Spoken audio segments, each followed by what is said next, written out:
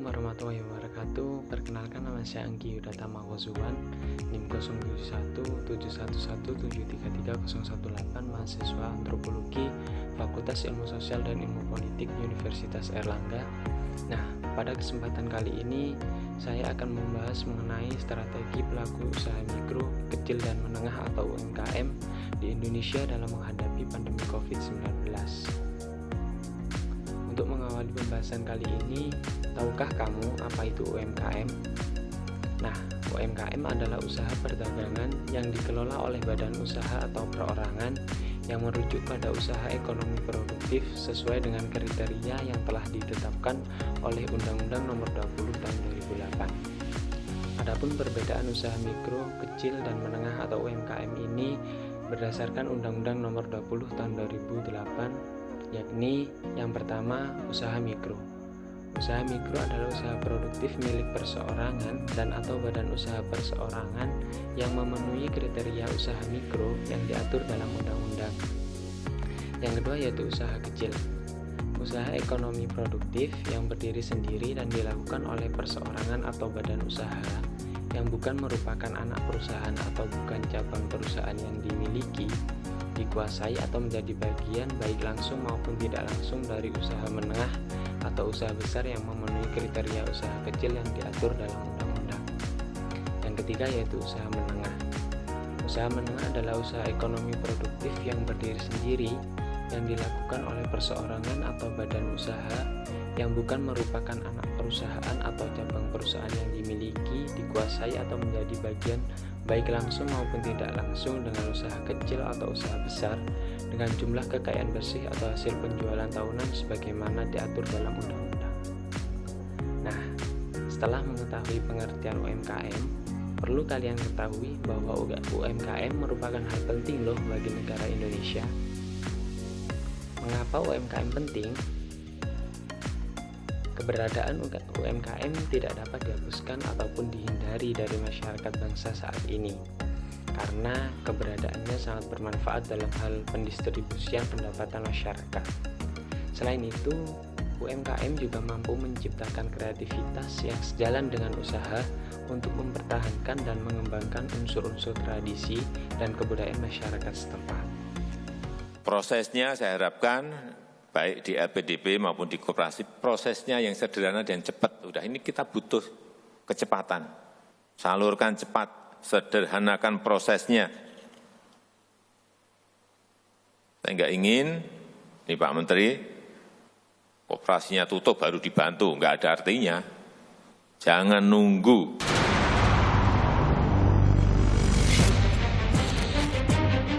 Jangan tunggu tutup. Itu pesan Presiden Joko Widodo untuk Menteri Koperasi dan UKM Teten Mas Duki agar segera menyalurkan bantuan dana bagi koperasi. Presiden menegaskan pentingnya memberikan bantuan dana kepada koperasi untuk kembali disalurkan kepada sektor usaha mikro, kecil dan menengah UMKM. Sementara itu, Menteri Koperasi dan Usaha Kecil dan Menengah Teten Mas Duki menjelaskan sudah mempersiapkan 3 fase penyelamatan koperasi. Salah satunya menyalurkan bantuan pembiayaan 1 triliun rupiah kepada koperasi dengan harapan pembiayaan dapat disalurkan kepada 4,8 juta UMKM. Sebesar 1 triliun. Saudara, pandemi corona telah memukul pelaku usaha mikro, kecil dan menengah atau UMKM sehingga pemerintah berupaya melakukan penyelamatan. Sementara itu, jumlah kasus positif corona di tanah air dari hari ke hari semakin melonjak.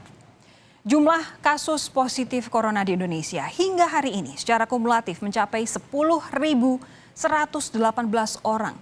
Dari jumlah itu sebanyak 792 orang meninggal dunia dan 1.522 lainnya dinyatakan sudah sembuh. Pelaku UMKM menjadi salah satu sektor yang mendapat pukulan berat akibat pandemi corona. Data dari BPS menunjukkan pada tahun 2018 tercatat ada 64,2 juta UMKM di tanah air. Kementerian Tenaga Kerja menyebut per 20 April ini tercatat 538.385 pekerja di sektor UMKM di PHK. Kondisi ini terjadi menyusul 31.444 perusahaan tempat mereka bekerja terkena dampak corona. Pemerintah telah menyiapkan anggaran 2 triliun rupiah sebagai stimulus bagi UMKM selama pandemi berlangsung. UMKM, saudara, menjadi salah satu sektor yang mendapat pukulan paling telak saat pandemi corona. Setelah melihat video tersebut merupakan dampak adanya COVID yang berpengaruh terhadap UMKM. Sebelum lebih lanjut membahas tentang video tersebut, tahukah kamu apa itu COVID-19? Nah, COVID-19 merupakan virus yang pertama kali ditemukan di kota Wuhan, Cina pada akhir Desember 2019. Virus ini menular dengan sangat cepat dan telah menyebar hampir ke semua negara yang ada di dunia, termasuk Indonesia. Nah, coronavirus adalah kumpulan virus yang bisa menginfeksi sistem pernafasan. Banyak kasus yang telah terjadi, khususnya di negara Indonesia, bahkan sampai meninggal dunia. Nah, berdasarkan video tersebut, serta data terbaru tahun 2021 tentang bertambah banyaknya kasus COVID di Indonesia yang dikutip dari covid19.go.id, dampak dari COVID-19 secara langsung sudah terlihat baik secara sektor ekonomi khususnya terjadi PHK secara besar-besaran di beberapa perusahaan. Terjadi penutupan beberapa usaha yang berdampak kepada dirumahkannya karyawan.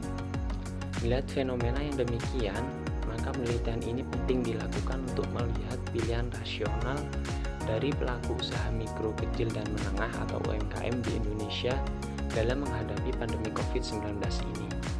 Nah, untuk menganalisis fenomena ini, diperlukan sebuah teori dalam hal ini, yaitu menggunakan teori pilihan rasional Samuel L. Popkin, yang merupakan bagian dari pembelajaran antropologi ekonomi dan industri. Nah, pengertian teori Samuel L. Popkin atau pemahaman teori Samuel L. Popkin, Samuel L. Popkin berasumsi bahwa dengan perspektif rasional, semua tindakan bertujuan untuk kesejahteraan dan keamanan secara maksimal dalam jangka panjang khususnya. Nah, bagaimana UMKM di tengah pandemi COVID-19 ini? Pandemi COVID-19 yang terjadi di Indonesia ini berdampak pada ketidakstabilan dalam perekonomian terutama pada UMKM. Pelaku UMKM ini merasakan dampak langsung berupa penurunan omset, khususnya omset penjualan, dikarenakan adanya himbauan pemerintah dan penerapan PSBB yang menghimbau masyarakat untuk tetap di rumah atau stay at home, sehingga cukup banyak UMKM yang harus berhenti beroperasi untuk sementara waktu.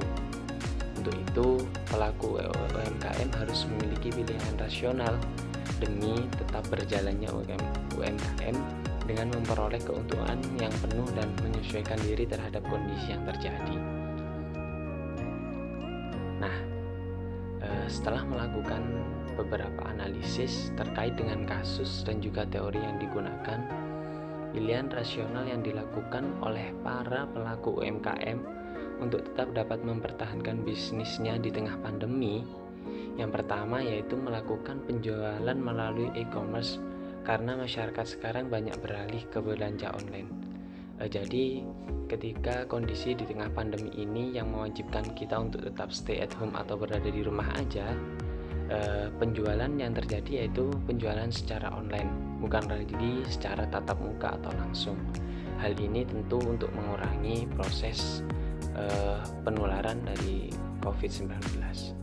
Yang kedua yaitu melakukan pemasaran produk dengan memanfaatkan teknologi digital atau digital marketing untuk dapat menjangkau lebih banyak konsumen. Nah, pemasaran tidak lagi lewat mulut atau ke mulut, melainkan melalui digital marketing atau teknologi.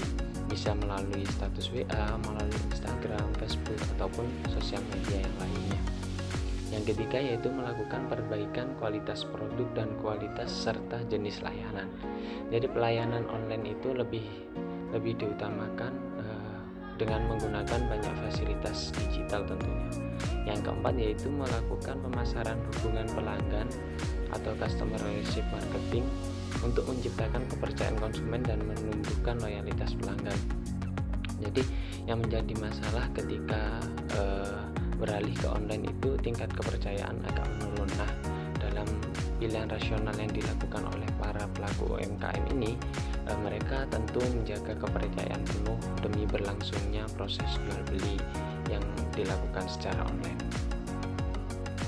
Nah, kesimpulannya, sebagai generasi muda yang excellent with morality, kita harus mampu untuk turut serta menjadikan UMKM di tengah pandemi COVID-19 ini menjadi solusi keterpurukan ekonomi yang ada. Nah, sebagai generasi muda, tentunya kita harus selalu turut serta membantu Indonesia terutama menghadapi pandemi COVID-19 ini. Mengingat akibat dari pandemi COVID-19 ini banyak berpengaruh terhadap berbagai sektor. Tentunya tidak hanya sektor ekonomi, melainkan sektor sosial, bahkan juga pendidikan dan juga bahkan agama. Nah, mari kita bersama tetap menjaga protokol kesehatan dan juga menjaga diri agar terhindar dari pandemi COVID-19 ini. Terima kasih.